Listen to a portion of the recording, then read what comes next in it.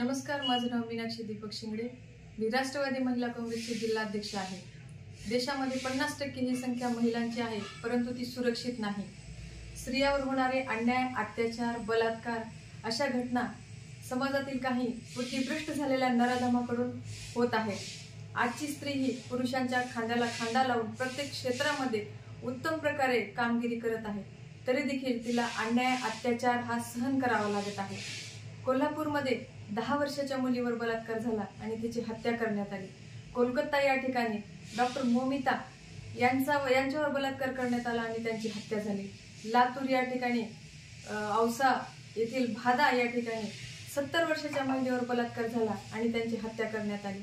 बदलापूर या ठिकाणी 4 वर्षांच्या चिमुरडीवर बलात्कार करण्यात आला। मंदिरामध्ये बलात्कार करण्यात आला।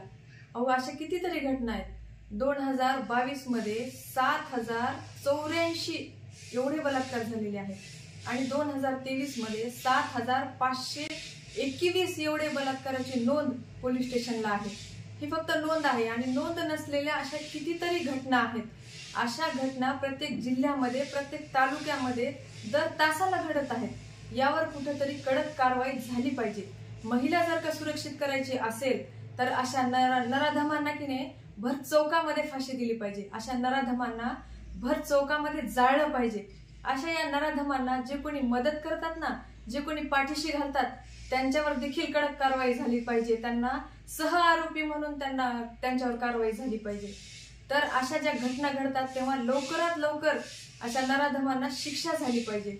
आपल्या कायद्यामध्ये खूप उशिरा शिक्षा होते, तर कायद्यामध्ये बदल झाला पाहिजे, प्रॉपर बदल झाला पाहिजे।